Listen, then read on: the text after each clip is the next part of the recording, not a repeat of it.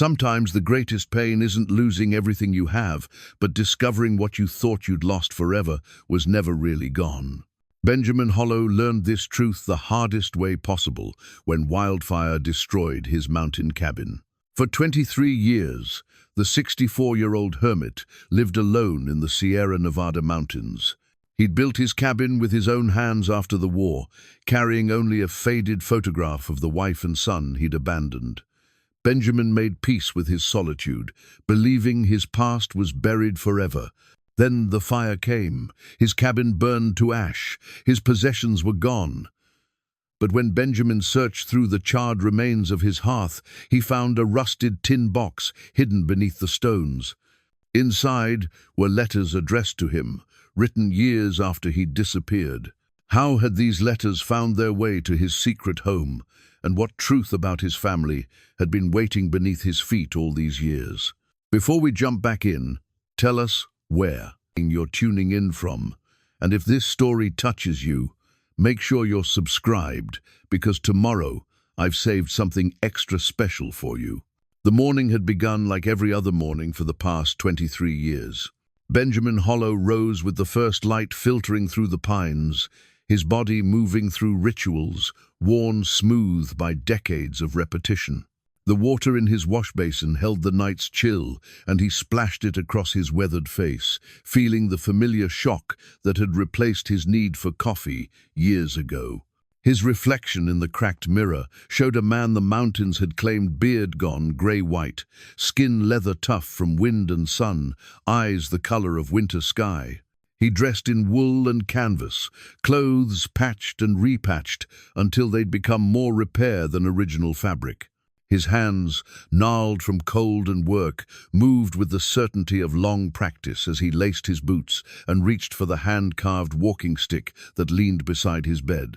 The oak staff bore notches, one for each year of his exile, 23 marks that told the story of seasons endured alone. The cabin had been his masterpiece, built log by careful log in the first years after he'd fled civilization.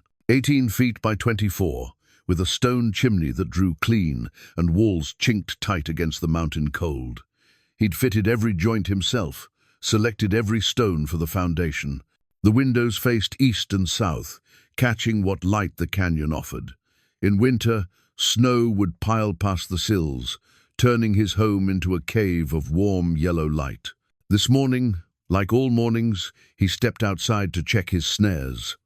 The forest held its breath in the hour before sunrise, when even the wind seemed to pause. His boots crunched on frost-brittle grass as he followed familiar paths through lodgepole pines and Douglas fir. The first snare held a rabbit, its body still warm. He whispered a word of thanks, an old habit from his youth, and reset the trap.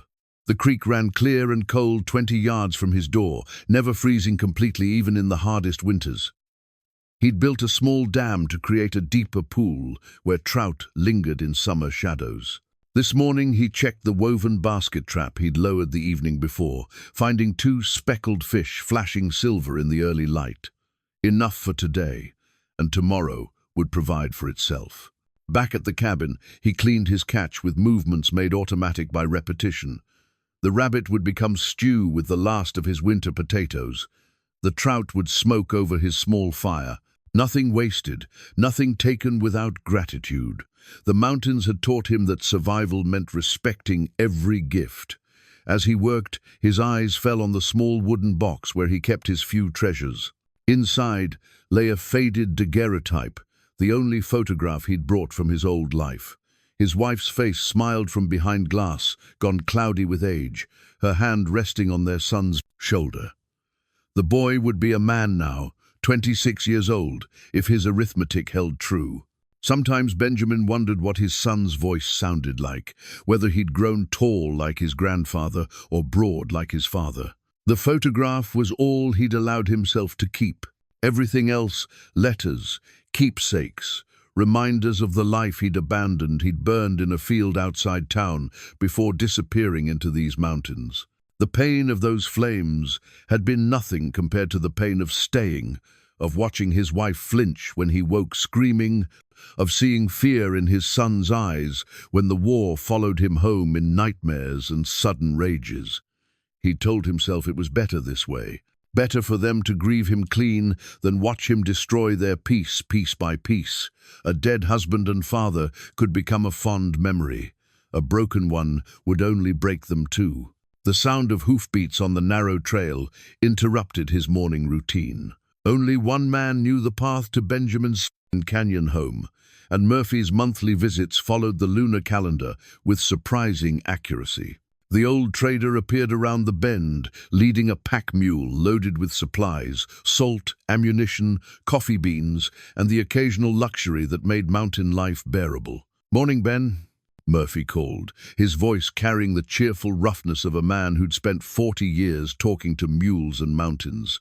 "Brought you that new fishing line you wanted." "Much obliged," Benjamin replied, helping unload the mule. Murphy was perhaps 60, his face a map of weather and hard living, but his eyes held the bright curiosity of someone who'd never stopped finding the world interesting. He asked few questions about Benjamin's past, accepting the mountain man's silence as part of the trade. "Dry summer coming," Murphy observed, tying his mule to Benjamin's hitching post. "Springs are running low already, and it's barely June. You might want to think about clearing brush back from your place." Benjamin nodded, though he'd already noticed the signs. The forest felt brittle, ready to catch fire from a lightning strike or careless spark. He'd survived dry years before by staying watchful and keeping water barrels full. They conducted their business with the easy rhythm of old acquaintance. Benjamin traded beaver pelts and smoked fish for flour, beans, and news from the outside world. Murphy carried stories like cargo, sharing word of territorial politics, railroad progress, and distant wars that meant nothing to a man who'd already fought his last battle. "They're saying there might be statehood soon," Murphy mentioned, accepting a cup of Benjamin's bitter coffee. "California's been pushing the boundaries, and folks are talking about organizing proper government." "Time changes things," Benjamin said, which was as close as he came to political commentary. After Murphy left, the afternoon stretched long and quiet. Benjamin worked on winter preparations that never truly ended, splitting kindling, mending traps, checking his small garden where beans and squash struggled in the thin mountain soil. The sun tracked across the canyon, painting the granite walls in shades of gold and salmon. Evening brought the ritual of his supper, and the hour when loneliness pressed closest. He ate in silence, watching shadows gather in the corners of his cabin. The faded photograph sat on the table beside his plate, a presence that was both comfort and torment. On clear nights like this, he sometimes wondered if his wife looked up at the same stars, if she remembered the nights they'd sat on their porch, watching constellations wheel overhead. The war had taken that peace from him. Not the bullets or the blood those healed, but the knowledge of what men could do to each other when civilization's veneer wore thin. He'd seen enough cruelty to poison trust, enough death to make him question the value of anything that could be lost so easily. When he finally came home, he'd carried that poison with him like shrapnel, too deep to remove. The nightmares had been the worst part. He'd wake, choking on screams, his hands reaching for weapons that weren't there, his mind trapped in battles 3 years past. His wife would hold him, whispering reassurances in the dark, but he could feel her trembling too. Their son had begun sleeping with a chair braced against his door after the night Benjamin, lost in some battlefield dream, had tried to strangle shadows. That was when he knew he had to leave.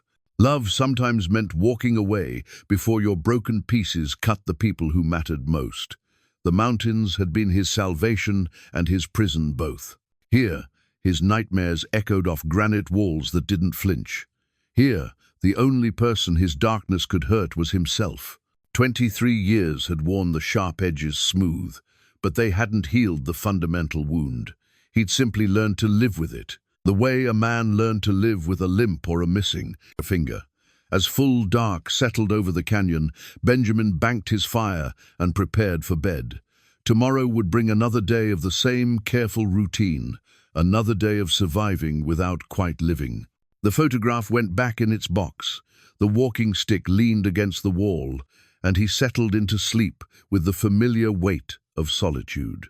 He'd built a life here, small and sufficient, and separate from the world that had broken him.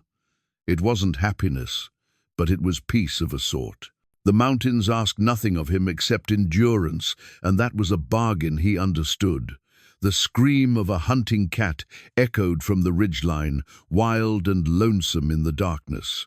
Benjamin lay listening until the sound faded, leaving only the whisper of wind through pine boughs and the distant murmur of his creek running toward valleys he'd never see again.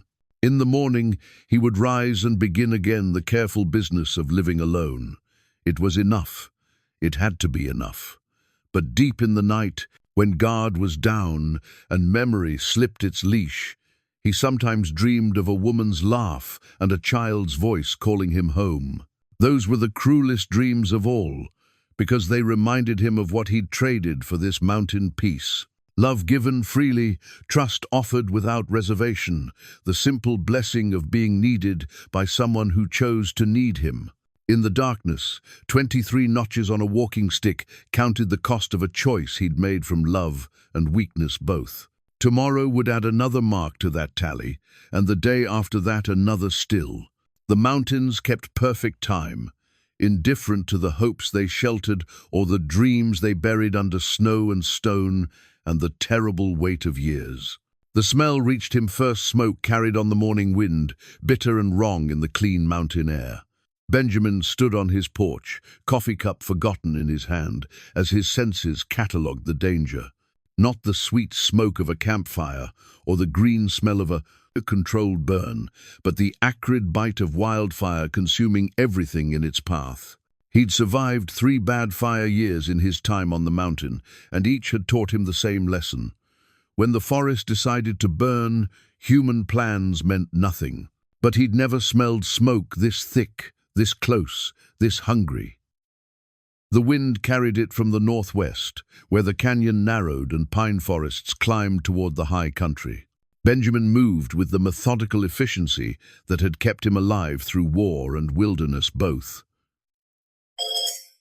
First, water. He hauled bucket after bucket from the creek, filling every vessel he owned and soaking the wooden walls of his cabin. His rain barrels, kept full from habit, gave him perhaps 50 gallons to work with. Not nearly enough if the fire came in earnest, but enough to make a fight of it. The brass compass from his war years sat in its place of honor on the mantelpiece, a reminder of directions taken and paths abandoned. He pocketed it now, muscle, memory overriding conscious thought. In battle, you kept your navigation tools close. Fire was just another enemy that could leave you lost and surrounded. By noon, the smoke had thickened enough to dim the sun to a red disk hanging in brown sky. Ash fell like grey snow, collecting on every surface and turning his clear creek murky. The animals felt it too. Squirrels chittered nervous warnings from the trees, and the usual bird songs had gone silent. Benjamin climbed to his observation point on the granite outcrop above his cabin, the walking stick steady in his hand as he picked his way up the familiar trail. From the ridge, he could see the fires advance, a wall of orange and black rolling down the canyon like floodwater, consuming centuries of growth in minutes. The flames moved with terrifying intelligence, finding the easiest paths through dry undergrowth and jumping from crown to crown in the taller pines. He estimated 2 hours before it reached his homestead, maybe 3 if the wind shifted. Not enough time to save everything, but perhaps enough to save himself and whatever mattered most. The faded photograph went into his jacket pocket beside the compass. Everything else, tools, furniture, the careful accumulation of 23 years, would have to take its chances. The fire came faster than his most pessimistic estimate. By mid-afternoon, the canyon filled with smoke so thick he could barely see from his porch to the creek. Embers the size of playing cards drifted down like deadly snow, starting spot fires in his cleared yard. He fought them with wet burlap and precious water, stamping out each small blaze before it could spread. But the main fire arrived like an advancing army. He heard it first, a roar that started low and built to a freight train's thunder as superheated air rushed up the canyon walls. Then came the light, an orange glow that turned the smoke into a hellish fog. The temperature rose 20 degrees in as many minutes, and breathing became a conscious effort. Benjamin retreated to his cabin and began the hardest work of his life. He soaked every cloth he owned and draped them over furniture. He filled the metal bathtub with water and wedged it against the wall where the fire would hit hardest. He moved methodically, without panic, the way he'd once prepared for battle, knowing some men wouldn't survive the day. The heat became unbearable first. Even inside the cabin, the air shimmered and burned his throat. His carefully chinked walls began to smoke, and he knew his defenses had failed before the flames even arrived. Through the windows, he watched his garden wither and his woodshed catch fire like a struck match. When the flames reached his porch, Benjamin made his choice. He grabbed his war compass, the photograph, and a blanket soaked in precious water, then ran for the cave, where he'd sheltered during his first hard winter on the mountain. The opening lay 50 yards up the slope behind his cabin, a natural shelter in the granite that had saved him from blizzards and offered the only hope of surviving this inferno. The run to the cave nearly killed him. Fire surrounded him on 3 sides, and superheated air seared his lungs with every breath. His boots caught fire twice, and he had to stop to beat out the flames with the wet blanket. Behind him, his cabin exploded into light as 23 years of careful craftsmanship became fuel for the mountain's rage. The cave was a refuge from hell itself. Benjamin crawled deep into the granite womb and pressed his face to the stone floor, breathing air that hadn't yet turned to poison. Outside, the world burned with a sound like 1,000 locomotives roaring past. Trees exploded when the fire reached their sap, and the very stones cracked from heat that could melt copper. He stayed in the cave for 6 hours, measuring time by the gradual dimming of the orange light that painted the entrance. When the roaring finally faded to a distant grumble and the air began to clear, Benjamin emerged into a transformed world. The fire had taken everything. Where his cabin had stood, only the stone chimney remained, blackened and cracked, but still pointing towards smoke-hazed sky. His carefully tended yard had become a field of ash, marked by the skeletal remains of fence posts. The creek ran black with soot and debris. Benjamin walked through the ruins like a ghost, visiting his own grave. 23 years of life reduced to ash and memory, every comfort and convenience he'd built with his own hands, now scattered on the wind. The loss should have crushed him, but instead he felt a strange emptiness, as if the fire had burned away more than wood and possessions. He sifted through the wreckage methodically, looking for anything that might have survived. His metal tools lay twisted by heat, his carefully preserved books had become charcoal, and the walking stick that had marked his years of exile was now indistinguishable from the other burned debris. It was while searching through the remains of his hearth that his fingers found something impossible. The hearthstones had cracked and shifted in the heat, revealing a space beneath that he'd never known existed. His hand closed on metal, a tin box, rusted but intact, hidden in a cavity that must have been sealed when the hearth was built. Benjamin pulled the box free with hands that shook despite his efforts at control. The metal was old, older than his time on the mountain, and the rust patterns suggested it had been hidden for decades. But most impossible of all was what he found when he pried open the corroded lid. Letters, tied with a faded blue ribbon, the paper yellowed but still readable. His name written in a woman's careful script, Benjamin Hollow. With trembling fingers, he opened the first letter and read words that stopped his heart. "My dearest Benjamin, I pray somehow these words will find their way to you, wherever you have gone to heal your wounded soul." The handwriting was his wife's, unmistakable despite the years.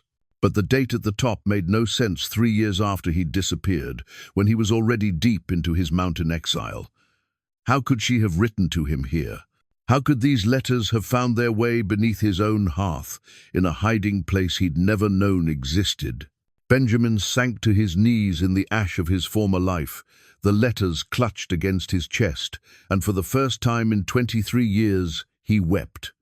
Not for his burned cabin or his lost possessions, but for the mystery that surrounded him like smoke. The impossible possibility that his wife had somehow known where to find him, that she'd reached across the years of his exile to leave these words in the one place he might discover them.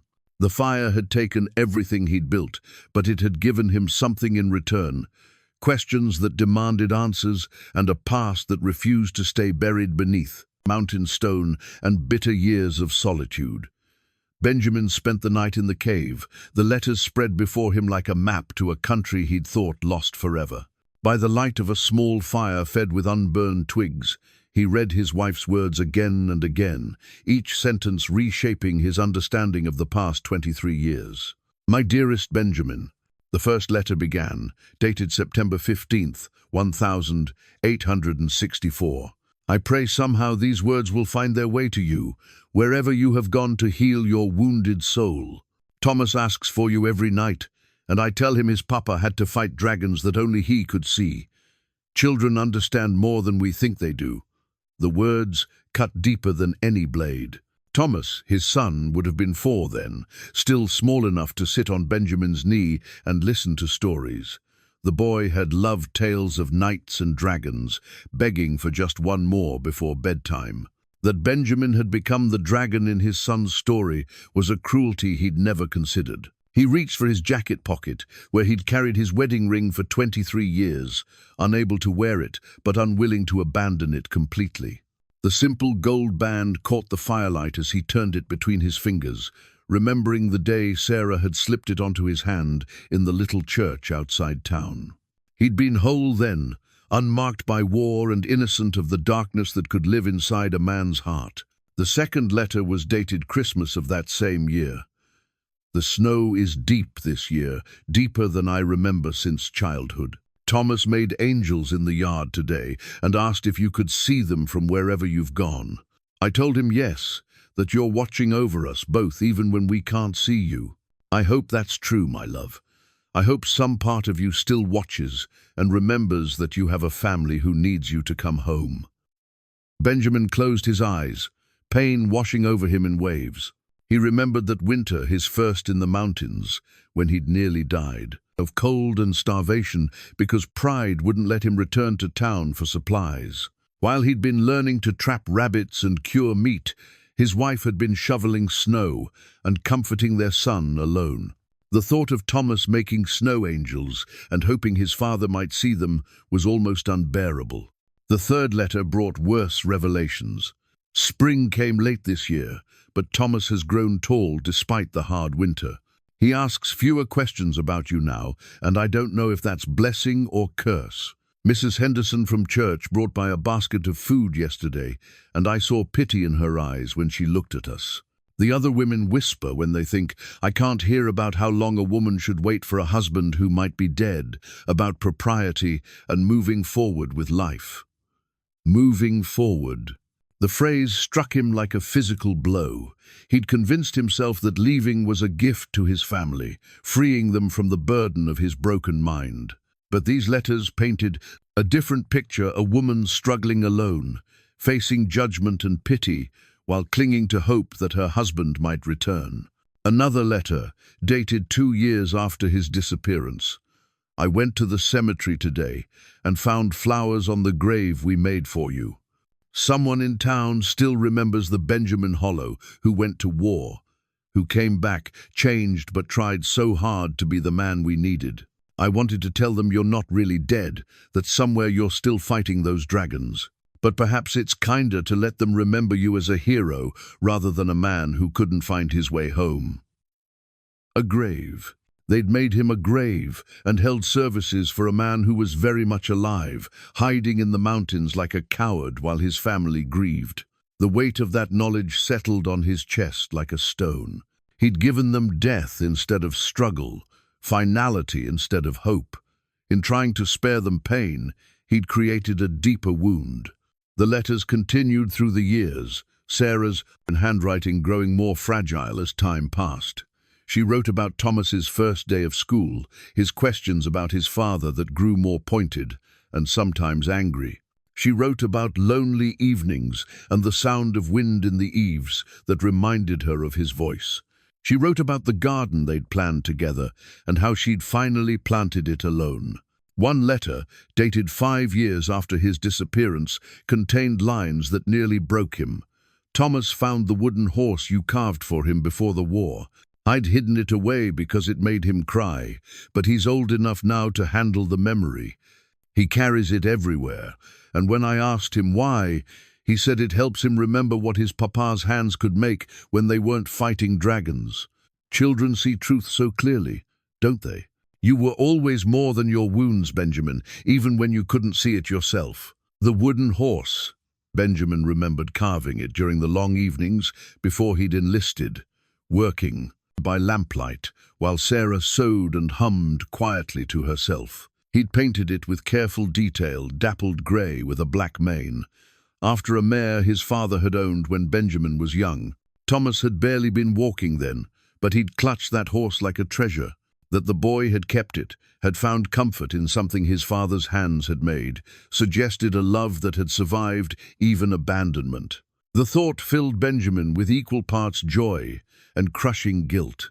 As dawn broke grey and smoky over the burned canyon, Benjamin reached the letter that changed everything. Sarah's handwriting had grown shaker by then, and the date showed she'd written it only 7 years ago. "My dearest one, the doctor says my time grows short, though I've asked him not to tell Thomas yet. There's something I must tell you before I go, something I should have said years ago but was too proud and hurt to admit. I know you're alive, Benjamin. I know because Murphy came to town last spring, asking careful questions about supplies for a mountain man who paid in beaver pelts and asked for no company.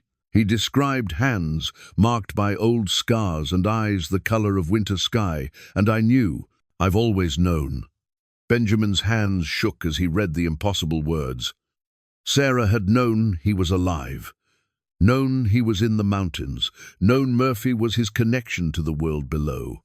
The revelation turned everything on its head, his careful secrecy, his protected isolation, his belief that his family thought him dead. The letter continued, "I never told Murphy who I was or why I asked my questions. Let him think me just another curious woman in a town that loves its gossip. But I've had these letters copied, and I'm sending them to him with instructions. Someday, when the time is right, they'll find their way to you. Consider them my gift across the years we've lost proof that love doesn't die just because distance makes it inconvenient." Benjamin stared at the letters scattered before him, understanding flooding through him like cold water. Sarah had orchestrated this discovery, planned for it years before her death. Somehow, she'd convinced Murphy to hide these letters beneath his hearth, knowing that one day Benjamin might find them. The old trader had been more than a supplier. He'd been a conspirator in love's longest game. The morning sun climbed higher, burning off the smoke that hung in the canyon like fog. Benjamin sat among the ashes of his old life, holding proof that love had been watching him all along, waiting patiently for the moment when he'd need to remember what he'd tried so hard to forget. Benjamin read through the night and into the next morning, each letter peeling back another layer of the life he'd abandoned. As the sun climbed higher over the burned canyon, he found the letters that would haunt him most, those written in Sarah's final years, when illness had begun its slow theft of her strength. "Thomas is 18 now." One letter read, dated just 9 years ago, "And he's grown into a man I think would make you proud. He has your stubborn streak and my tendency to worry about everyone but himself. He works at the sawmill during the day and reads law books by lamplight at night. Sometimes I catch him staring out the window toward the mountains, and I wonder if he senses you're out there somewhere." The image of his son as a young man struck Benjamin like a physical blow. He'd missed everything. First steps had become first jobs. Bedtime stories had become a young man's dreams. The boy who'd played with wooden toys was now old enough to have children of his own, and Benjamin was a stranger to him. Among his few salvageable possessions, Benjamin found the small carved horse he'd made for Thomas all those years ago. The toy had somehow survived the fire, protected perhaps by the metal box where he'd kept his most precious memories. The paint had faded and the wood bore scorch marks, but the careful details remained: the flowing mane, the proud arch of the neck, the tiny saddle he'd carved with infinite patience. He turned the horse over in his hands, remembering the winter evenings when he'd worked on it, Sarah reading aloud while he shaped each delicate feature. Thomas had been barely 2 then, more interested in chewing on wood shavings than toys. But Benjamin had persevered, driven by the hope that one day his son would treasure something made by his father's hands. The next letter brought news that made his heart race. "I must tell you about the visitor who came today. A man named Patterson, well-dressed and polite, asking questions about you. He said he was writing a history of the war and wanted to speak with veterans who'd served in your regiment. I told him you were dead, as I always do, but something in his eyes suggested he didn't believe me. He asked about your service records, about where you might have gone if you'd survived the war. Be careful, my love. I fear your past is reaching for you across the years." Benjamin's blood chilled as he read those words. Patterson, the name, meant nothing to him, but the description fit a dozen men he'd rather forget. The war had ended officially in 1865, but some battles continued in shadows, fought by men who couldn't accept defeat or wouldn't forgive certain victories. He thought of the brass compass in his pocket, remembering the day it had been issued to him, along with orders he'd hoped to forget. Special reconnaissance. They'd called it, the kind of mission that left no official records and few survivors. He'd been chosen for his ability to navigate impossible terrain and his talent for finding things other men wanted to stay lost. The mission had taken him deep into Confederate territory during the war's final months, tracking rumors of a gold shipment meant to fund a last desperate offensive. What he'd found instead was a massacre, Union prisoners executed in cold blood, their bodies thrown into unmarked graves, while Confederate officers divided stolen gold among themselves like pirates splitting treasure. Benjamin had watched from hiding as they'd murdered wounded men who'd surrendered in good faith. He'd memorized faces, counted gold bars, and documented atrocities that would have hanged a dozen men if the war hadn't ended before justice could be served. When peace came, those responsible had melted back into civilian life, protected by the general amnesty that sought to heal the nation's wounds. But Benjamin remembered everything, and apparently someone knew he remembered. Another letter, written in Sarah's increasingly frail handwriting. "The Patterson man came back today, and this time he wasn't alone. They searched our house while I was at church, thinking I wouldn't notice their careful rearrangement of my things. Thomas found boot prints in the mud by the back door, men who'd taken care to wipe their feet but hadn't thought about what they'd track in from. The road. We're being watched, Benjamin. Whatever you saw during the war, whatever you carry in that careful memory of yours, someone wants it badly enough to threaten a widow and her son." Benjamin's hands shook as he read those words. His worst fear realized his family threatened because of knowledge he'd tried to bury as deep as his own identity. He'd fled to the mountains not just to escape his demons, but to draw them away from the people he loved. Yet somehow, his past had found them anyway. The final letters brought the news he'd been dreading. "I'm dying, my dearest one. The doctor uses kinder words, but I've seen enough death to recognize its approach. Thomas doesn't know, yet I've made him promise to focus on his studies rather than worry about an old woman's complaints. But you should know that I face this last journey without fear, because I know love doesn't end with breathing." Benjamin pressed the letter to his chest, feeling the weight of grief settle over him, like a burial shroud. Sarah had died alone, protecting their son's future even as her own slipped away. He'd missed her final months, her last words, the chance to hold her hand as she crossed into whatever waited beyond. But the last letter, written in Thomas's hand rather than Sarah's, contained the revelation that would drive Benjamin from his mountain sanctuary. "Mr. Hollow, I don't know if you're alive to read this, but Mother made me promise to add these words to her collection. She died peaceful in her sleep last Tuesday, with your name on her lips and your photograph in her hand. The funeral was well attended. She was loved by many in this town."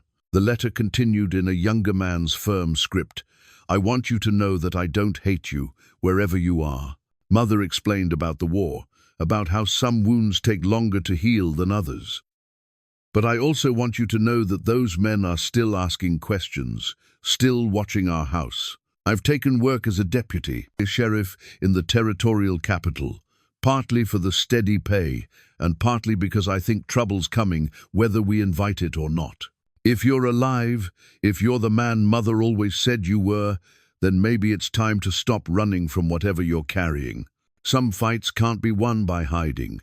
Benjamin folded the letter carefully, his decision crystallizing like ice in winter air. Thomas was right, some fights couldn't be won by hiding. His son was in danger because of knowledge Benjamin carried, and no mountain was remote enough to protect the people who mattered from the consequences of his cowardice. He gathered the letters, tucking them carefully into his jacket beside the compass and photograph. The child's wooden horse went into his other pocket, a talisman of the love that had survived even abandonment. Tomorrow he would begin the long journey down from the mountains, back toward a world that had every reason to consider him dead. It was time to live again, or die, trying to protect what remained of the family he'd never stopped loving. The journey down from the mountains took Benjamin 3 days, each mile carrying him further from the sanctuary he'd built and closer to a world he'd tried to forget. His legs, accustomed to mountain trails and careful footing, protested the long descent on paths grown unfamiliar with disuse. He'd walked these trails once in the opposite direction, climbing toward isolation with the desperate energy of a man fleeing his own shadow. Now the same paths felt alien beneath his feet.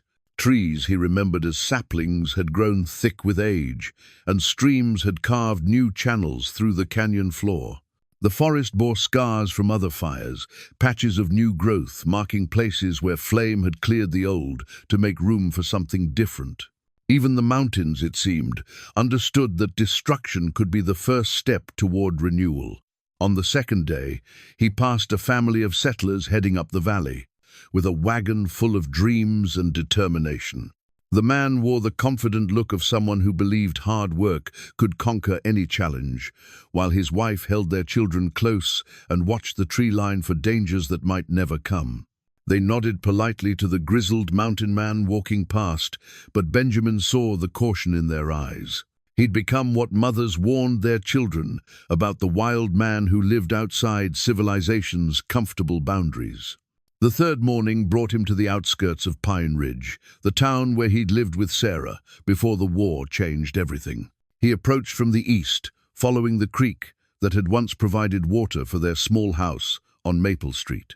The sight of familiar landmarks, the old mill wheel, the stone bridge, the church steeple rising above oak trees, filled him with a mixture of anticipation and dread. Pine Ridge had grown in his absence. New houses lined streets that had once ended in forest, and the main thoroughfare bustled with commerce he didn't remember. A telegraph office occupied the corner where Murphy's father had once run a general store, and gas lamps had replaced the torches that used to light the evening streets. Progress had come to this valley like water finding its level, inevitable and transforming. Among his few possessions, Benjamin carried a yellowed newspaper clipping that Sarah had tucked into one of her letters, a notice of his presumed death, published 3 months after his disappearance. Benjamin Hollow, age 41, veteran of the 4th Colorado Regiment, is presumed dead after disappearing during a hunting trip in the Sierra Nevada. He is survived by his wife Sarah and son Thomas. Memorial services will be held at Pine Ridge Community Church this Sunday at 2 o'clock. Reading his own obituary felt like discovering a grave with his name carved into the headstone. The notice painted him as a tragic figure, a war hero who'd simply vanished into the wilderness, leaving behind a grieving family and unanswered questions. It was a kinder story than the truth, which was that he'd run away from his demons and left his loved ones to face the consequences alone. Benjamin found lodging at a boarding house on the edge of town, paying for a room with gold dust he'd panned from his creek during idle afternoons. The proprietor, a weathered woman named Mrs. Brennan, asked no questions about his business, but watched him with the sharp eyes of someone who'd seen enough of life to recognize trouble when it walked through her door. His first stop was the cemetery where Sarah lay buried. He found her grave easily enough, a simple headstone bearing her name and the dates that bracketed a life he'd shared for only part of its span. Someone had left fresh wildflowers on the grass, and the sight of them reminded him that his wife had been loved by more than just the husband who'd abandoned her. Standing beside that grave, Benjamin felt the full weight of 23 years of missed opportunities. He'd imagined this moment countless times during his mountain exile, but the reality was both better and worse than his fears. Better because Sarah's final resting place spoke of peace and community care. Worse because it was final in a way that his imagination had never quite accepted. "I found your letters," he whispered to the stone, feeling foolish but needing to say the words aloud. "I'm sorry it took so long." From the cemetery, he walked to the house where his family had lived, a modest two-story structure with a front porch and garden that Sarah had tended with the same careful attention she'd given to everything she loved. New owners had painted it blue instead of the white he remembered, and different curtains hung in the windows where he'd once watched his son play in the yard. The changes hurt more than he'd expected. This house had been the center of his world before the war, the place where he'd planned to grow, old with Sarah and watched Thomas become a man. Now it belonged to strangers who had no idea that a ghost walked their street, remembering birthday parties and Christmas mornings that felt both vivid and impossibly distant. His inquiries about Thomas led him to the town's new sheriff, a competent-looking man named Crawford, who'd taken the job when his predecessor moved to the territorial capital for better opportunities. Crawford received Benjamin's questions about missing persons and deputy positions with professional courtesy, but his eyes held the wariness of a lawman who'd learned to be suspicious of strangers asking too many questions. "Thomas Hollow, you said?" Crawford consulted a ledger on his desk, running his finger down columns of names and dates. "I remember him. Good young man, serious about justice. He left Pine Ridge about 3 years ago, took a deputy's position in the capital, said he wanted to make a difference in a place where his work might matter more." 3 years. Benjamin's son had been gone from this place for 3 years, pursuing law enforcement in a larger arena, while his father lived in ignorant isolation just days away by horseback.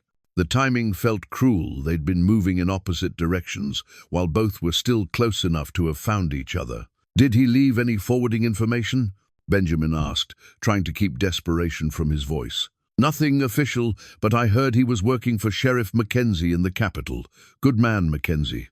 Runs a clean operation and doesn't tolerate corruption." Crawford studied Benjamin with growing curiosity. "Might I ask what your interest is in young Hollow?" "Old family friend," Benjamin replied, which was true enough if you allowed for a flexible definition of friendship. "Wanted to look him up, see how he'd fared in life." Crawford nodded, apparently satisfied with the explanation, but his eyes remained thoughtful. Small-town sheriffs developed instincts about strangers, and Benjamin sensed he'd attracted more attention than he'd intended. That evening, in his rented room above Mrs. Brennan's parlor, Benjamin spread Sarah's letters on the small desk and read them again by lamplight. Each page reinforced his growing understanding that his family had never stopped loving him, even when love became a burden they carried alone. Thomas had grown into a man who sought justice, while Sarah had died protecting the hope that her husband might someday find his way home. Tomorrow, he would begin the longer journey to the territorial capital, following the trail of a son who'd become a stranger. But tonight he sat with the weight of years pressing down on him like mountain snow, heavy and cold and impossible to shake. The territorial capital sprawled along the valley floor, like a city with ambitions too large for its britches. Benjamin arrived after 4 days of hard riding, his borrowed horse weary from mountain trails, and his own bones aching from the longest time he'd spent in a saddle since the war. The settlement had grown from frontier trading post to legitimate city in his years of exile, complete with brick buildings, paved streets, and the organized bustle of a place that believed in its own future. Finding the sheriff's office required asking directions twice. The city had grown beyond his ability to navigate by instinct, and street signs marked progress he couldn't have imagined. When he finally stood before the solid brick building that housed the territorial law enforcement, Benjamin felt the weight of every year that separated him from the world his son inhabited. The discovery he'd made in Pine Ridge haunted him still. Dr.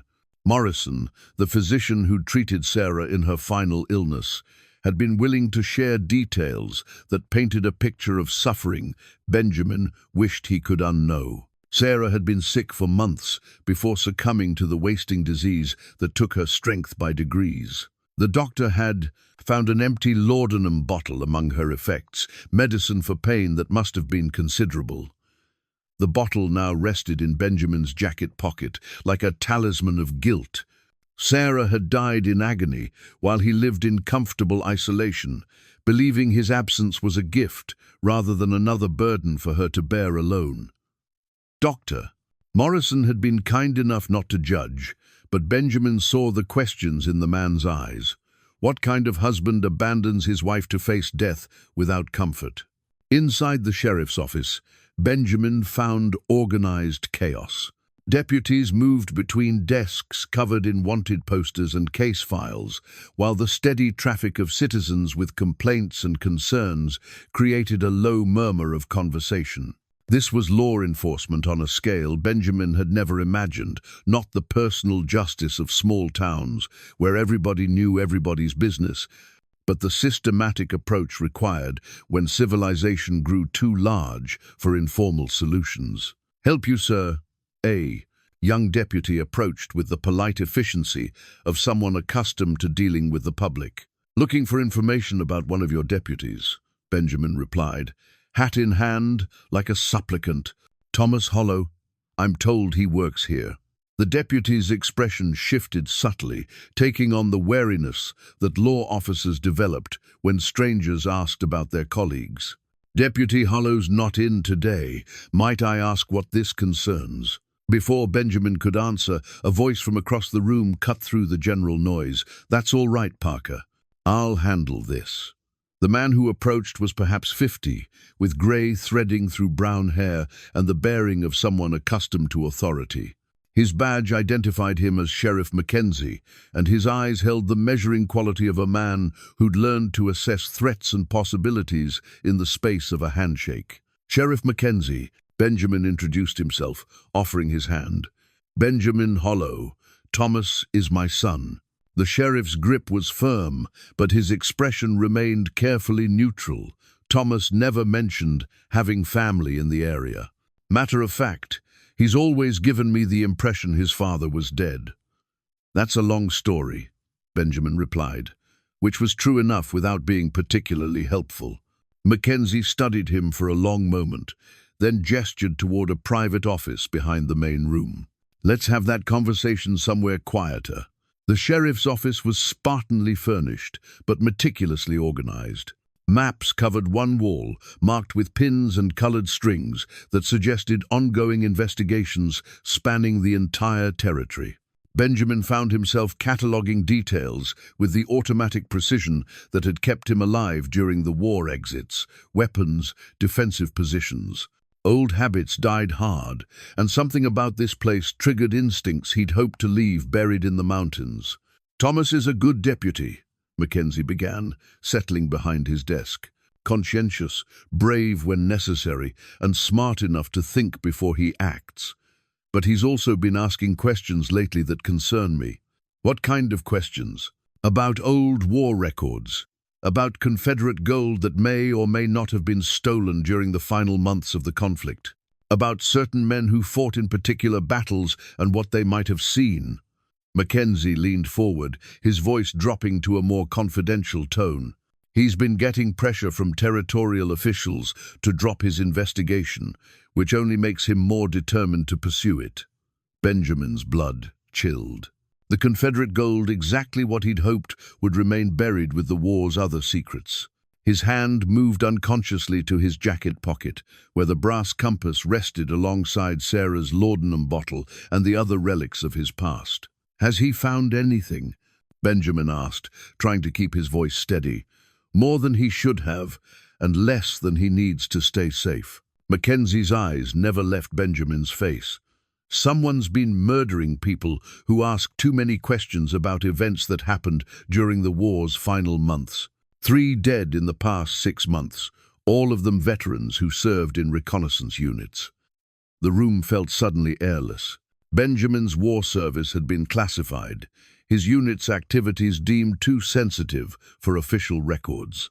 If someone was killing reconnaissance veterans, it meant his past had finally caught up with not just him, but with his son as well. "Where is Thomas now?"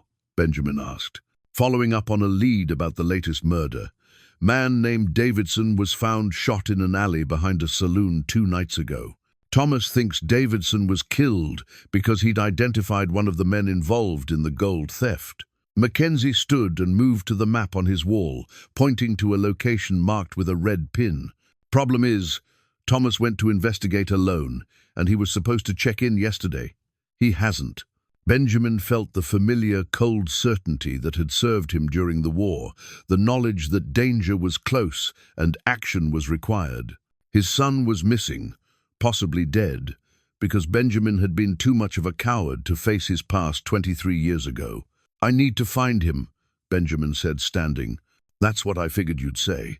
Mackenzie returned to his desk and pulled out a badge, sliding it across the polished wood. "Normally, I don't deputize strangers, but Thomas spoke highly of his father before he thought his father was dead. Said the man had been a hero during the war, someone who did difficult things when they needed doing." Benjamin stared at the badge without touching it. Accepting meant stepping back into a world he'd fled, taking responsibility not just for his own actions, but for the consequences that had rippled out from his cowardice. It meant admitting that some fights couldn't be won by running away. "What do you know about what I saw during the class?"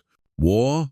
Benjamin asked. "Enough to know that men are dying to keep it quiet, and that your son is trying to bring them to justice." Mackenzie's expression was grim but determined. "Question is whether you're going to help him finish what he started, or let him face this alone the way he's faced everything else since you disappeared." The criticism cut deep because it was accurate. Thomas had grown up without a father, become a man without guidance, chosen law enforcement perhaps because justice was the one thing he could pursue that might make sense of his father's abandonment. Benjamin picked up the badge, feeling its weight in his palm. Such a small thing to represent the authority to enforce law and protect the innocent, but it carried the weight of every choice he'd failed to make over the past 23 years. "Where do we start?" he asked. The saloon, where Davidson had been murdered, squatted at the rough end of the territorial capital like a carbuncle on the face of progress. Benjamin and Sheriff Mackenzie approached through streets that grew progressively more lawless, with each block, past establishments that catered to miners, drifters, and men who preferred their business conducted in shadow. Davidson was asking questions about a man named Cordwell, Mackenzie explained as they walked. "Former Confederate officer who supposedly died at Appomattox, but Davidson claimed he'd seen him alive and well in Silver Creek just last month." Benjamin's step faltered. Cordwell. He remembered the name from that terrible night 23 years ago when he'd watched from hiding as Union prisoners were executed for sport. Captain Jeremiah Cordwell had been the one giving orders, dividing stolen gold bars among his men, while bodies cooled in unmarked graves. "What did Davidson know about Cordwell?" Benjamin asked, trying to keep his voice steady. "More than was healthy for him, apparently." Mackenzie pushed through the saloon's batwing doors into air, thick with tobacco smoke and the sour smell of spilled liquor. "Barkeep says Davidson was showing around a tintype photograph, claiming it proved Cordwell was alive and living under an assumed name. The saloon's interior matched its exterior promise of decay. Mismatched tables occupied a floor sticky with years of accumulated grime, while oil lamps provided just enough light to conduct business without revealing too many inconvenient details. The few patrons nursing drinks at midday had the hollow-eyed look of men who'd found the bottom of too many bottles and decided to stay there. Benjamin's eyes adjusted quickly to the dimness, old instincts cataloguing exits and potential threats, while Mackenzie approached the bar. The sheriff's badge carried authority here, but the kind that was grudgingly respected rather than welcomed. "This about that fellow who got himself shot?" the bartender asked without preamble. He was a thick-set man, with the scarred knuckles of someone who'd settled his share of disputes personally. "What can you tell me about his last night here?" Mackenzie replied. "Same as I told your deputy when he came asking yesterday. Davidson was drinking heavy and talking loud about some Confederate officer who'd supposedly killed a bunch of Union boys during the war. Said he had proof the man was still alive, still walking free when he should have been hanged years ago." Benjamin felt sweat gather between his shoulder blades, despite the saloon's chill. His worst fears were materializing. The secret he'd carried for 23 years was becoming public knowledge, and his son was somehow caught in the middle of it. "Did he show anyone this proof?" Mackenzie asked. "Photograph of some sort, black and white, the kind they take for official business." Davidson kept waving it around, saying anyone who'd served in the war would recognize the face. The bartender polished a glass with a rag that looked dirtier than what he was cleaning. Problem was, couple of fellows seemed real interested in seeing that photograph up close. "Describe them," Benjamin said, speaking for the first time. The bartender's eyes flicked to Benjamin's deputy badge, then back to his face. One was tall, well-dressed, like he had money. Other was shorter, stockier, with hands that looked like they'd seen hard work. Both of them asked, real polite-like, if they could examine Davidson's photograph, real interested in the details. Benjamin's blood turned to ice water. The description matched two of the men he'd seen that night during the war, Lieutenant Fletcher and Sergeant Hayes, Cordwell's most trusted subordinates in the business of murder and theft. If they were alive and operating in the territory, then the conspiracy was larger than he'd imagined. "Where's that photograph now?" Mackenzie asked. "Gone with Davidson when they carried him out, I suppose. Your deputy was mighty interested in finding it too." Benjamin and Mackenzie exchanged glances. If Thomas had found Davidson's photograph, it meant he'd identified the same men Benjamin remembered from that bloody night 23 years ago. But it also meant he'd painted a target on his own back that could prove fatal. They found the alley where Davidson had died without difficulty. The bloodstains were still visible on the packed earth, already attracting flies in the afternoon heat. Benjamin studied the scene with the methodical attention he'd once applied to tracking Confederate movements, reading the story written in scuff marks and scattered debris. "Single shot to the back of the head," he observed, kneeling beside the largest stain.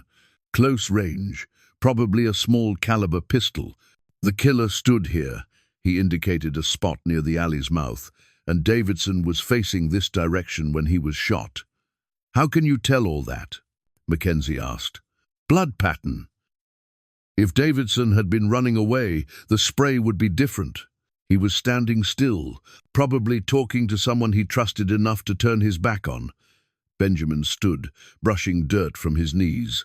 This wasn't a robbery or a random killing. Someone wanted that photograph, and they were willing to murder for it. The revelation came like a physical blow.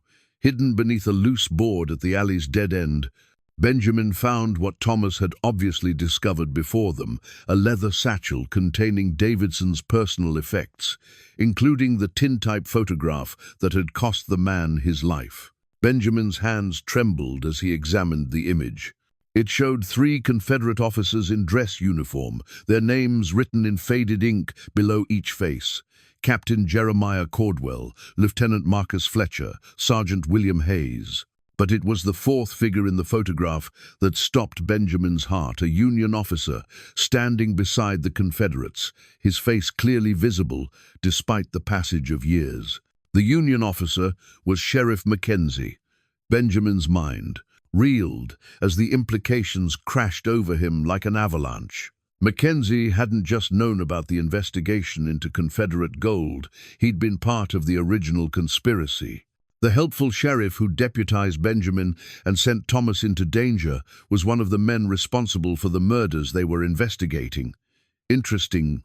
Photograph? Mackenzie said from behind him, his voice carrying a new edge. I was wondering when that would surface. Benjamin turned slowly, his hand moving instinctively toward his weapon, before remembering he was facing a man who'd had 23 years to plan for this moment. Mackenzie's gun was already drawn, held steady in the practiced grip of someone accustomed to violence. Thomas found this yesterday, Mackenzie continued conversationally. Smart boy, your son. Too smart for his own good, unfortunately. He figured out that I'd been feeding information to Cordwell's people, helping them track down anyone who might remember their activities during the war. Where is he? Benjamin asked, fighting to keep his voice level. Somewhere safe, for now. Whether he stays safe depends on how reasonable you're willing to be about this situation. Mackenzie's smile held no warmth. See, when the war ended, certain enterprising individuals realized that Confederate gold could fund a very comfortable peacetime existence. All it required was eliminating anyone who might remember where that gold came from. Benjamin thought of the brass compass in his pocket, the weight of years pressing down on him like mountain stone. He'd run from this confrontation for over 2 decades, leaving others to pay the price for his cowardice. Thomas was missing because Benjamin had been too afraid to face the consequences of what he'd witnessed during the war. The murders, Benjamin said. All those reconnaissance veterans. Loose ends, Mackenzie replied with a shrug. Men who might have seen too much, remembered too much, talked too much after years of keeping quiet. We've been very systematic about tying up those loose ends, and now you want to tie up 2 more. Actually, I want to offer you a choice. Mackenzie's gun never wavered. Your son is alive, but that can change very quickly depending on your decision. Walk away from this, forget what you've learned, and Thomas lives. Continue investigating, and you'll both join Davidson in whatever comes after this life. Benjamin stared into the muzzle of the gun that could end everything he'd tried to build or save. 23 years ago, he'd chosen cowardice disguised as sacrifice. Now he faced the same choice again, with his son's life hanging in the balance. But this time, Benjamin Hollow was done running from the consequences of what he'd seen and what he knew. This time, he would stand and fight, whatever the cost. Benjamin's hand moved slowly to his jacket pocket, fingers closing around the Confederate gold coin he'd carried for 23 years, the single piece of evidence he'd taken from that bloody night during the war. The metal felt warm against his palm, a tangible reminder of the choice that had driven him into exile and now threatened to destroy his son. I kept one piece, he said quietly, drawing the coin into the light. Evidence of what you and your friends did to those Union prisoners. Mackenzie's eyes fixed on the gold with unmistakable hunger, but his gun never wavered. That's what I was hoping you'd say. Makes this whole situation much simpler. You've been hunting me for 23 years. Not hunting, exactly. Waiting. We knew you'd taken evidence from the massacre site. One of Cordwell's sentries saw you watching from the ridge. But when you disappeared after the war, we figured you died in the mountains or decided to keep your mouth shut about things that were better left forgotten. Benjamin forced himself to remain still, calculating distances and angles while keeping his expression neutral. Mackenzie stood 8 feet away, too far for a disarming rush, but close enough that a missed shot would be fatal. The alley offered no cover except for a pile of crates near the entrance, and reaching them would require crossing directly into Mackenzie's line of fire. Then your son started asking questions about Confederate gold, Mackenzie continued. Smart questions that suggested someone had told him exactly what to look for. It didn't take long to figure out that Benjamin Hollow might not be as dead as we'd assumed. Thomas doesn't know anything about what I saw. I never told him.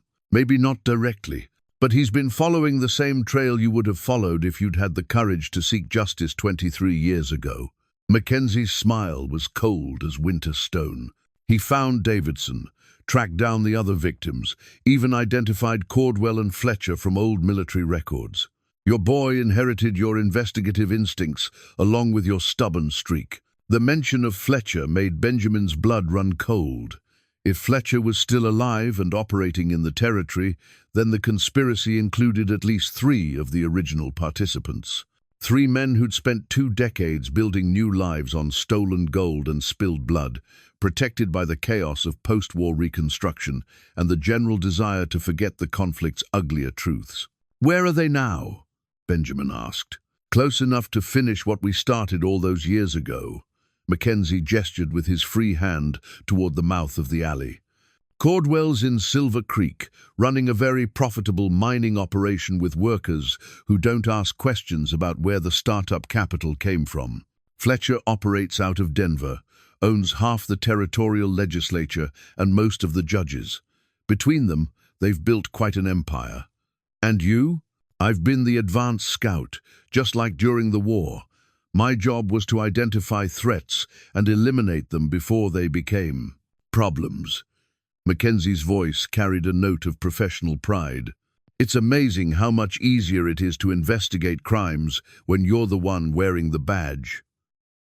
Benjamin thought of Thomas, somewhere in the hands of these men, paying the price for his father's 23 years of cowardice.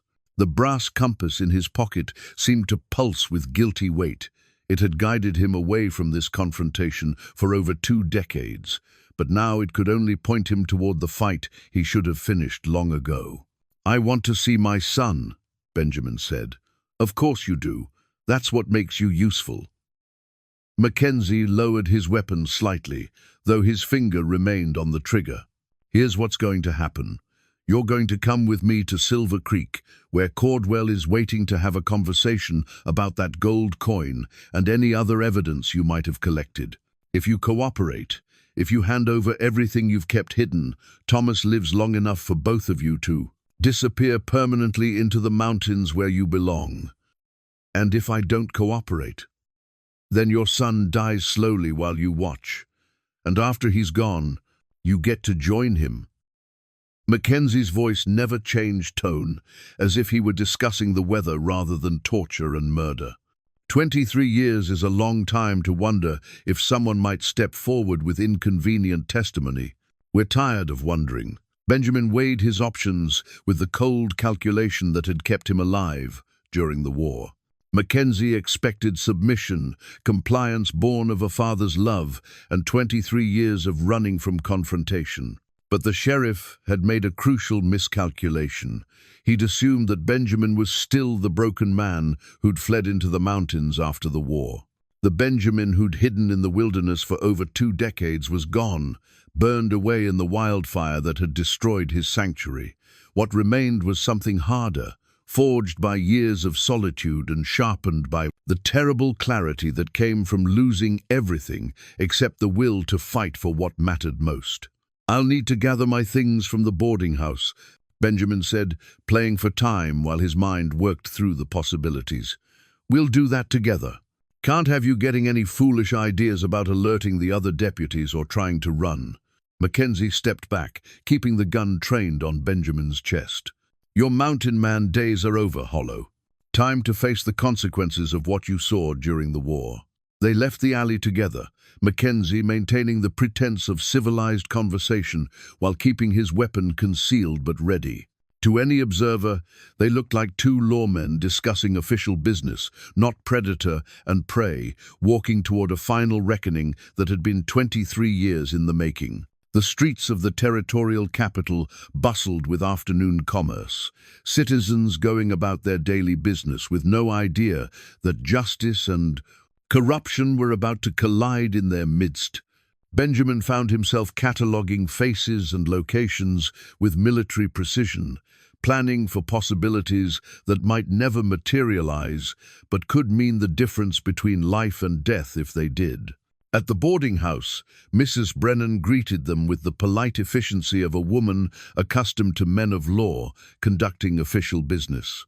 Benjamin gathered his few possessions under Mackenzie's watchful eye, including Sarah's letters and the wooden horse he'd carved for Thomas so many years ago. "Sentimental attachments?" Mackenzie asked, noticing the care with which Benjamin handled the small toy. "Reminders of what I lost when I ran away from my responsibilities." Benjamin replied, truthfully. "Good. Hold on to those feelings. They'll help you make the right choice when the time comes."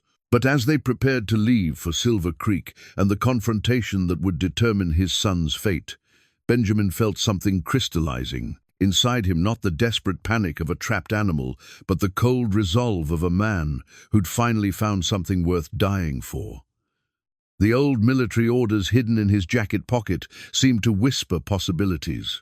Orders that had sent him on reconnaissance missions during the war, assignments that had taught him how to gather intelligence, survive behind enemy lines, and strike at targets that seemed impossible to reach. Mackenzie had spent 23 years believing that Benjamin Hollow was a broken veteran who'd chosen cowardice over justice. But the man walking beside him toward Silver Creek wasn't the same person who'd fled into the mountains after the war. This Benjamin had been tempered by solitude, hardened by loss, and finally motivated by love, strong enough to overcome even the deepest fears. As they mounted horses for the ride to Silver Creek, Benjamin caught his reflection in a store window and saw something that would have surprised his younger self. A man who looked capable of the violence that justice sometimes required. The war had taught him how to kill when killing was necessary. 23 years in the mountains had taught him patience and planning. Sarah's letters had taught him that love could survive even abandonment. Now he would learn whether those lessons were enough to save his son and settle accounts that should have been balanced decades ago. The ride to Silver Creek would take them through country Benjamin knew from his reconnaissance days rough terrain that offered opportunities for a man who understood how to use geography as a weapon. Mackenzie might have the advantage of numbers and preparation, but Benjamin had something his enemies had forgotten. He'd spent 23 years learning how to survive in places where civilization couldn't follow. As they rode west toward the mountains that had sheltered his exile, Benjamin felt the weight of years lifting from his shoulders. The time for running was over. The time for hiding was finished. It was time to fight for his family, whatever the cost. The mining camp at Silver Creek sprawled across a valley that had once been pristine wilderness, now scarred by the endless hunger for precious metal. Tailings piles rose like man-made mountains beside a creek that ran brown with runoff, while the constant thunder of machinery echoed off canyon walls. Benjamin counted at least 50 workers moving between the various operations, but something about their movements suggested they were more than simple miners. "Impressive, isn't it?" Mackenzie said as they rode through the camp's perimeter. "Cordwell built all this with Confederate gold, but he's tripled the original investment through legitimate mining. Amazing what stolen money can accomplish when it's managed properly." Benjamin studied the layout with military precision, noting guard positions and escape routes. The workers carried themselves like former soldiers, and several wore sidearms that seemed more appropriate for warfare than mining. This wasn't just a business operation, it was a fortress designed to protect men who had every reason to fear discovery. The main building sat at the camp's heart, a substantial log structure that served as both headquarters and residence. Armed men flanked the entrance, their eyes scanning the approaching riders with the professional attention of sentries who'd learned their trade in harder schools than civilian law enforcement. Inside, the building's rustic exterior gave way to furnishings that spoke of wealth accumulated through questionable means. Persian rugs covered polished floors, and oil paintings depicting Civil War battle scenes decorated walls lit by crystal chandeliers that seemed absurdly out of place in a mining camp. Captain Jeremiah Cordwell had aged into distinguished respectability, his grey hair perfectly groomed and his clothes tailored with the precision that money could buy. But his eyes remained the same cold blue that Benjamin remembered from that terrible night 23 years ago. The eyes of a man who could order executions with the same casual attention he might give to choosing wine for dinner. "Benjamin Hollow," Cordwell said, rising from behind an ornate desk. "The ghost of Christmas past, come calling at last. Where's my son?" Benjamin demanded. "Safe, for the moment, though his continued well-being depends on how this conversation proceeds." Cordwell gestured toward a chair. "Please, sit. We have much to discuss." Benjamin remained standing, his hand resting casually near his weapon. The room held 3 other men besides Cordwell and Mackenzie guards, whose positioning suggested they'd done this before. But something nagged at Benjamin's military instincts, a detail that didn't fit the careful choreography of intimidation. "You've been carrying evidence of our wartime activities for 23 years, Cordwell continued. "That must have been a heavy burden for a man, trying to disappear into the wilderness." "Heavy enough," Benjamin replied. "Show him," Mackenzie ordered. Benjamin slowly withdrew the Confederate gold coin, placing it on the desk between them. The metal gleamed dully in the lamplight, a small thing that represented so much bloodshed and betrayal. "1 piece, Cordwell observed. "Hardly enough to prove anything substantial, even if anyone cared about ancient history. But you care enough to kill for it," Benjamin pointed out. "We kill to protect what we've built, not to hide what we've done. The war created opportunities for enterprising men, and we were enterprising enough to seize them." Cordwell picked up the coin, examining it with the satisfaction of someone reclaiming lost property. "This represents more than stolen gold, Mr. Hollow. It represents the foundation of everything we've accomplished since the war ended." The sound came from outside gunfire, sharp and sudden in the mountain air. Cordwell's men tensed, hands moving toward weapons, while Mackenzie stepped toward the window to investigate the commotion. "What the hell?" Mackenzie's words were cut off as the window exploded inward, glass showering the room, as a figure crashed through in a rolling dive that ended behind the heavy desk. Thomas Hollow came up firing, his deputy's revolver barking twice before Cordwell's guards could clear leather. 2 men dropped, their own weapons unfired, while the third dove for cover behind an overturned chair. "Hello, Father," Thomas said, never taking his eyes off the remaining threats. "Thought you might need some help." Benjamin's heart lurched at the sight of his son, 23 years older than the child in his memory, but unmistakably the boy who'd once played with wooden horses and asked for bedtime stories about knights and dragons. Thomas had grown tall and lean, with Sarah's intelligent eyes and Benjamin's stubborn chin, and he moved with the controlled violence of a man who'd learned to fight for justice in a world that didn't always welcome it. "How?" Benjamin started. "Escaped 2 days ago when they got careless during a guard change. Been watching the camp ever since, waiting for them to bring you here." Thomas kept his gun trained on Mackenzie while speaking. "Found your letters in the sheriff's office, Father. All of them. Finally understood why you left." Mackenzie raised his hands, but his eyes held calculation rather than surrender. "Touching family reunion, but you're outnumbered and surrounded. This building is full of my men." "Actually," Thomas replied with grim satisfaction, "most of your men are busy dealing with a fire in the main shaft and some very inconvenient cave-ins that have blocked the primary escape routes. Amazing how much damage a man can do with mining explosives and 23 years of mountain experience to draw from." Benjamin felt pride surge through him despite the danger.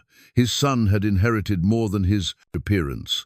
Thomas had the tactical mind of someone who understood that victory sometimes required patience and preparation more than raw courage.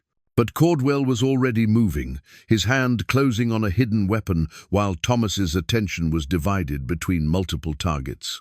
The old Confederate captain might have grown soft with prosperity, but he'd retained the reflexes that had kept him alive through 4 years of brutal warfare. Benjamin moved without conscious thought, 23 years of mountain-honed reflexes taking over as Cordwell's hidden derringer cleared its concealment. Father and son had never fought side by side, but blood called to blood, and their movements synchronized with the precision of men who shared more than appearance. Benjamin's war-scarred hands found Mackenzie's gun arm as the corrupt sheriff tried to bring his weapon to bear on Thomas. They went down hard, crashing into the crystal chandelier and sending shards of glass raining across the ornate carpet. Mackenzie was younger and heavier, but Benjamin had spent 2 decades splitting wood and hauling water, and mountain life had carved away every ounce of softness from his frame. Thomas put 2 bullets into Cordwell's chest before the Confederate captain could fire his pocket gun, then spun to face the remaining guard, who was emerging from behind his makeshift cover.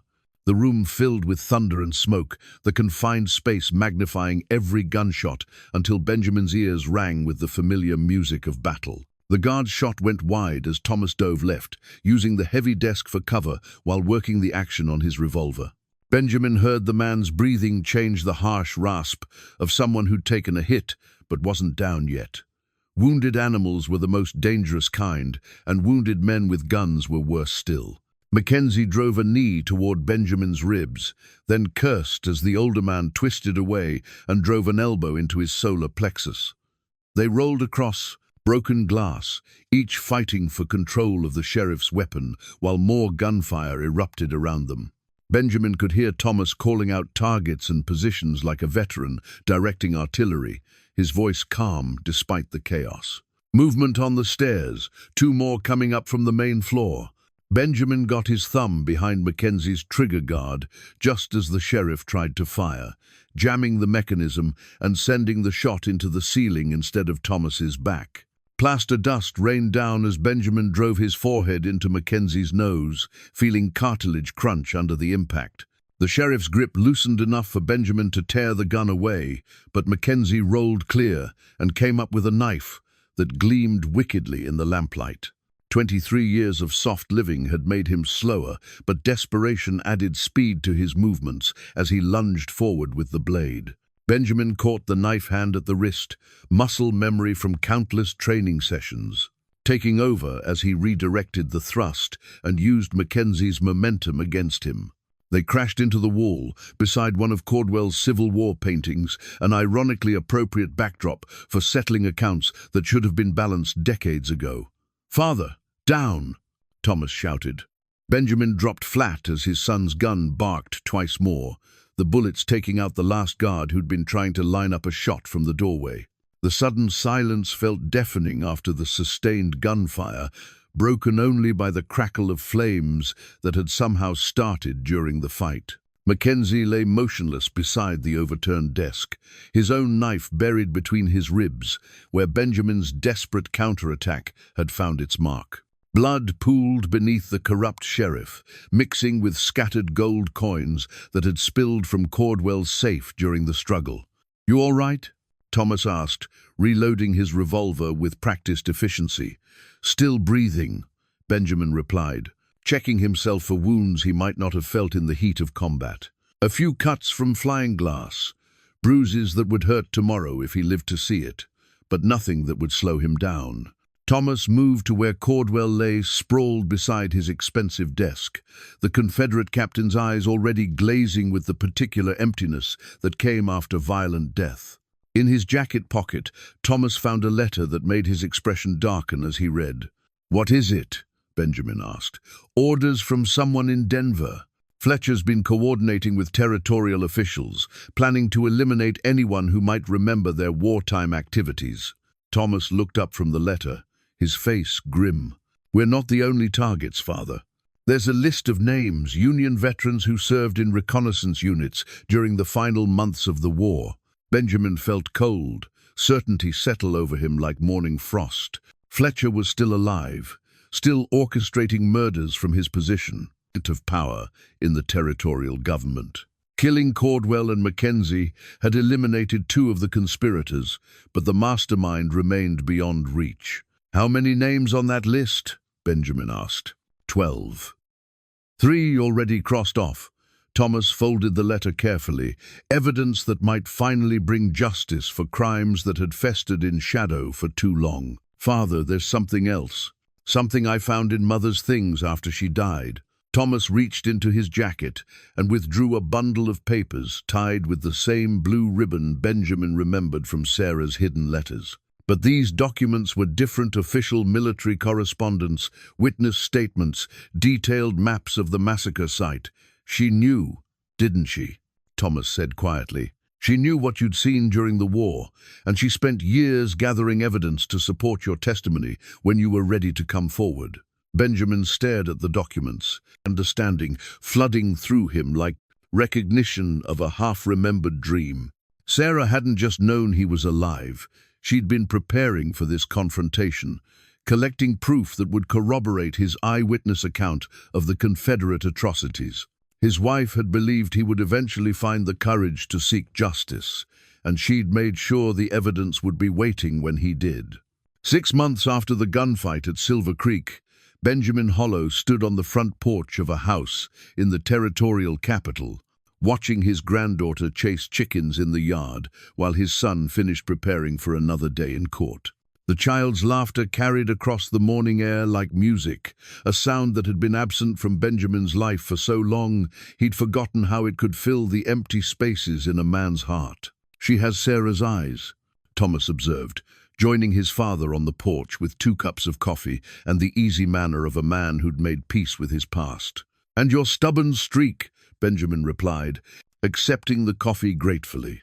At 64, he found his bones complained more about the previous night's cold, but the discomfort was a small price to pay for the privilege of growing old, surrounded by family.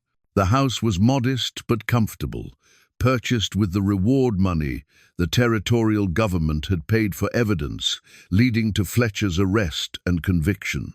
The former Confederate lieutenant had been found guilty on 14 counts of murder and conspiracy, his network of corruption unraveled by the documents Sarah had spent years collecting, and the testimony Benjamin had finally found courage to provide. On the kitchen table inside, a new family photograph sat in a place of honor. Benjamin flanked by Thomas and his wife Margaret, with 3-year-old Sarah Elizabeth perched on her grandfather's knee. The photographer had captured a moment of genuine happiness, 4 generations connected by love that had survived abandonment, loss, and the terrible weight of years. The little girl had been named for her grandmother, though she would never know the remarkable woman who'd orchestrated this reunion from beyond the grave. Margaret had listened to the story with tears in her eyes, understanding finally why her husband sometimes stared toward the mountains with such complex emotions. "The Fletcher trial testimony starts again today," Thomas said, settling into the chair beside his father. "The prosecutor thinks your account will be enough to ensure conviction on the murder charges." "Good." Benjamin's voice carried satisfaction, earned through too many sleepless nights spent wrestling with the choice between justice and peace. Those Union prisoners deserve someone to speak for them, even if it's 23 years too late. The legal proceedings had taken months to unfold, complicated by Fletcher's political connections and the challenge of prosecuting crimes committed during wartime chaos. But Sarah's carefully assembled evidence had proved devastating witness statements from other survivors, military records that documented the missing gold, even photographs of the massacre site that corroborated Benjamin's detailed testimony. Thomas had been instrumental in building the case, his experience as a lawman providing the professional expertise needed to present evidence in a way that judges and juries could understand. Father and son had worked together through long nights, transforming painful memories into legal documentation that could finally deliver justice for crimes that had festered in shadow for decades. "Margaret wants to know if you'll stay for supper tonight," Thomas said. "She's making that pot roast you said reminds you of your mother's cooking." "Wouldn't miss it," Benjamin replied. Though part of him still felt like an intruder in this domestic happiness his absence had made possible. The family had learned to function without him, had built traditions and rhythms that accommodated his return but didn't require his presence. Some wounds healed so completely that they left no room for the thing that had originally been broken. But love, Benjamin was learning, was more resilient than guilt. His granddaughter had accepted him with the uncomplicated trust that children offered to adults who proved themselves worthy of attention. She called him Mountain Grandpa and demanded stories about bears and eagles that lived in the high country where civilization couldn't follow. "I've been thinking about the future," Thomas said, his voice carrying the careful tone of a man approaching a sensitive subject. "About what happens after Fletcher's convicted and this chapter finally closes." "What kind of thinking?" "Ah, the territorial capital needs experienced lawmen, and you've got skills that shouldn't be wasted." Judge Harrison mentioned that they're looking for someone to handle special investigations cases that require discretion and experience with situations that might turn dangerous. Benjamin considered the offer while watching his granddaughter attempt to catch a particularly elusive hen. The idea of permanent law enforcement work appealed to him in ways he hadn't expected. 23 years of mountain solitude had taught him patience and observation, while his military background provided tactical knowledge that could prove valuable in a territory where civilization was still finding its footing. "It would mean staying in town," Benjamin said. "Being part of things instead of watching from a distance. It would mean being close to family," Thomas corrected gently. "Being here to watch Sarah Elizabeth grow up, to help Margaret with the garden she's planning, to sit on this porch in the evenings and remember that some stories have happy endings." The decision felt inevitable, like water finding its level after years of fighting gravity.